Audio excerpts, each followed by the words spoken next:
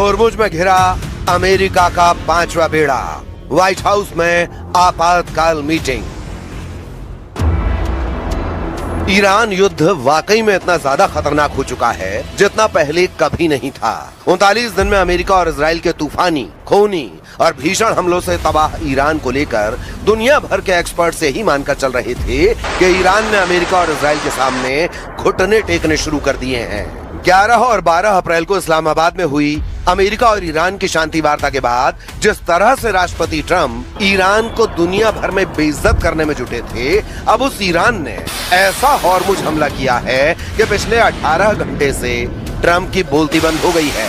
हालात यह है कि स्ट्रेट ऑफ होर्मुज में ईरान को घेरने के लिए अमेरिका के 5वें बेड़े के जिन 16 युद्धपोतों को लगाया हुआ था वो पूरी तरह से ईरान के टारगेट पर आ चुके हैं। खबर तो यहाँ तक है कि अमेरिका के खुफिया विभाग ने ये दावा किया है कि लगभग 40 दिन के हमलों के बावजूद ईरान के 60% मिसाइल लॉन्चर अभी भी बचे हुए हैं, जिसके दम पर ईरान एक बार फिर से अमेरिका और इजरायली अड्डों पर हमला करने जा रहा है।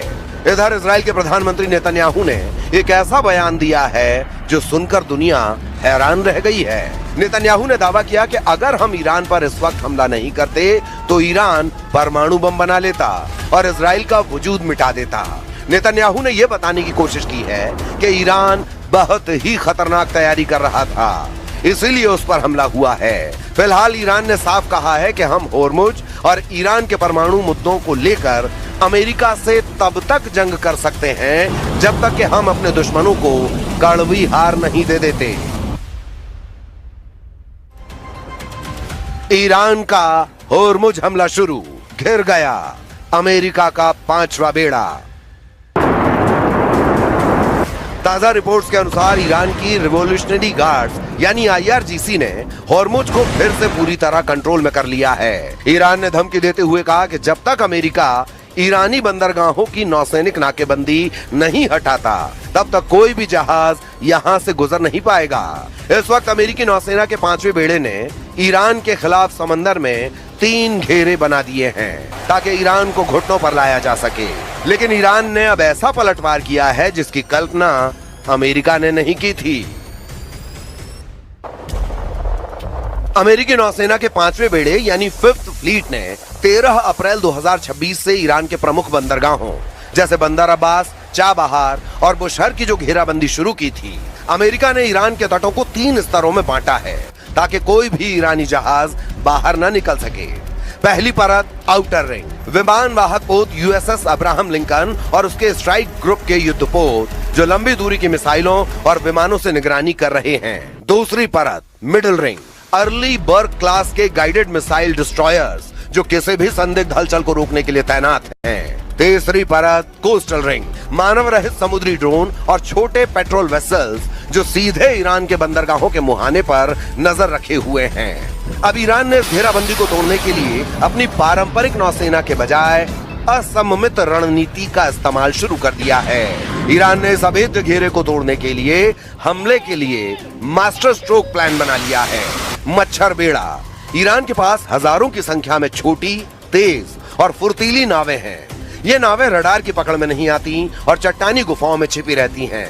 ये एक साथ झुंड में हमला करके अमेरिकी युद्धपोतों को उलझाने की ताकत रखती हैं। कामिकेज और मरीन ड्रोन्स, ईरान ने शाहिद जैसे आत्मघाती ड्रोन्स और पानी के नीचे चलने वाले मरीन ड्रोन्स का इस्तेमाल शुरू किया है जो सीधे युद्धपोतों के सबसे कमजोर हिस्से जैसे प्रोपेलर या हल से टकराकर उन्हें नुकसान पहुंचा सकते हैं। क्रूज और बैलिस्टिक मिसाइलें, खुफिया रिपोर्टों ISW के मुताबिक ईरान ने हाल ही में अपने मिसाइल साल्वों में क्रूज मिसाइलों की संख्या बढ़ाई है। हज कासिम जैसी मिसाइलें जिनकी रेंज 1400 किलोमीटर है, गहरे समुद्र में खड़े अमेरिकी बेड़े को निशाना बना सकती हैं। स्मार्ट माइंस, ईरान ने होर्मुज में ऐसी माइंस बिछाई हैं जो केवल खास तरह के इंजनों की आवाज सुनकर फटती हैं। दावों के मुताबिक अमेरिकी सेंट्रल कमांड यानी सेंटकॉम ने जो 16 युद्धपोत ईरान को घेरने में लगाए वो अब ईरान के टारगेट पर आ चुके हैं और अब इसीलिए सिचुएशन रूम में ट्रंप ने टॉप कमांडर और जनरलों के साथ मीटिंग की है जिसमें ईरान पर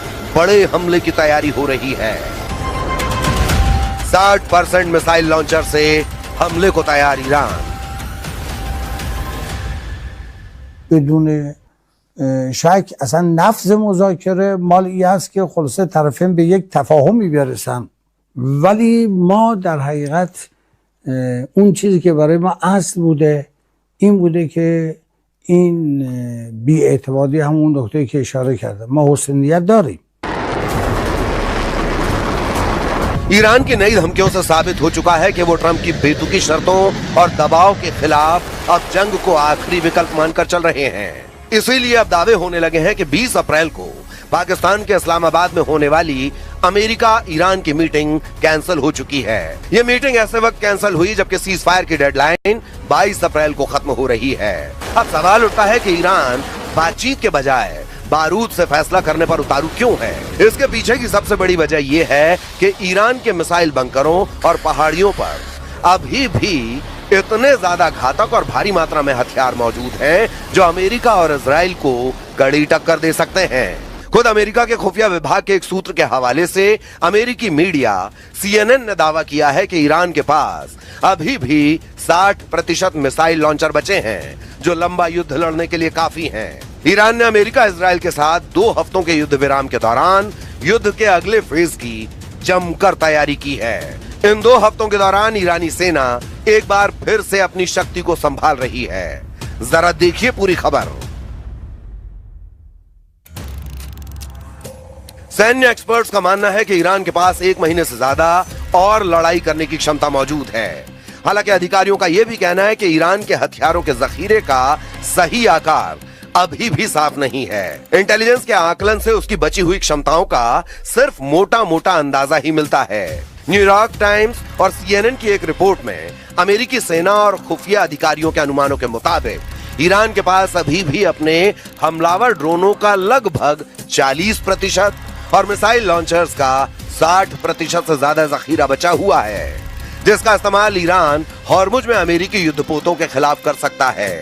या फिर अगर युद्ध विराम के बाद फिर से तनाव भड़कता है तो इन हथियारों का इस्तेमाल किया जाएगा। डोनाल्ड ट्रंप की धमकियों के बीच ईरान ने चेतावनी दी है, हम पूरी तरह से तैयार हैं। अगर वे जरा सी भी गलती करते हैं तो हम पूरी ताकत से जवाब देंगे। ईरानी संसद के स्पीकर गालिबाफ ने अमेरिका को खतरनाक अंजाम भुगतने की चेतावनी दी है। अमेरिकी सेना और खुफिया अधिकारियों का अनुमान है कि करीब 40 दिनों तक चले युद्ध के बाद भी ईरान के पास अभी भी अपने जखीरे का लगभग 40% हिस्सा बचा हुआ है और ये ड्रोन एक शक्तिशाली डेटरेंट साबित हो रहे हैं। कुछ अमेरिकी अनुमानों के मुताबिक ईरान उन मिसाइल लॉन्चरों को मलबों से निकाल रहा है जो अमेरिका इजराइल के हमलों में तबाह हो गए थे। उन जगहों की तेजी से खुदाई की जा रही है। जब ये काम हो जाएंगे तो ईरान के मिसाइल लॉन्चरों का जखीरा करीब 70% तक पहुंच जाएगा। यानी युद्ध से पहले ईरान के पास जितने मिसाइल लॉन्चर थे उसका 70% हिस्सा उसके पास 40 दिनों के युद्ध के बाद भी रहेगा। ईरान के पास मिसाइलों की भी काफी क्षमताएं अभी भी मौजूद हैं। संघर्ष विराम के समय उसने लगभग 100 ऐसे सिस्टम बरामद किए जिन्हें गुफाओं और बंकरों में छिपा कर रखा गया था, जिससे उसके चालू लॉन्चरों की संख्या बढ़कर युद्ध पूर्व के स्तर लगभग 60% तक पहुंच गई है। रूस के पूर्व राष्ट्रपति और देश की सुरक्षा परिषद के उपाध्यक्ष दिमित्री मेदवेदेव ने पिछले हफ्ते सोशल मीडिया पर लिखा, ये साफ नहीं है कि वॉशिंगटन और तेहरान के बीच का संघर्ष विराम किस तरह आगे बढ़ेगा, लेकिन एक बात तय है, ईरान ने अपने परमाणु हथियारों का परीक्षण कर लिया है। इसे हॉर्मुज स्टेट कहा जाता है। इसकी क्षमता असीमित है।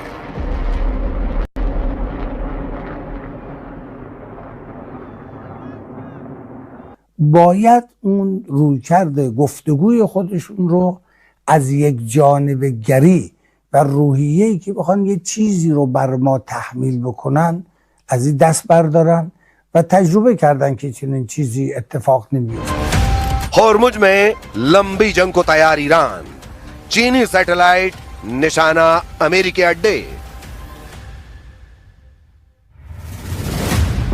जब से अमेरिका ने चारों तरफ से हॉर्मुज की नाकेबंदी की है उसके बाद से ईरान ने रूस और चीन के साथ मिलकर ऐसी जंग की तैयारी कर ली है जो अमेरिका के लिए मौत का भंवर साबित हो सकता है। अमेरिका के साथ जंग में ईरान ने जितना खेला किया है उसमें चीनी सैटेलाइट का एक बहुत बड़ा हाथ सामने आया है। ईरान ने मौजूदा जंग के दौरान पूरे मिडिल ईस्ट में अमेरिका के सैन्य ठिकानों की पोजीशन को ट्रैक करने के लिए चीन के बने एक सैटेलाइट का इस्तेमाल किया है और इसे उसने पिछले साल चुपके से हासिल किया था।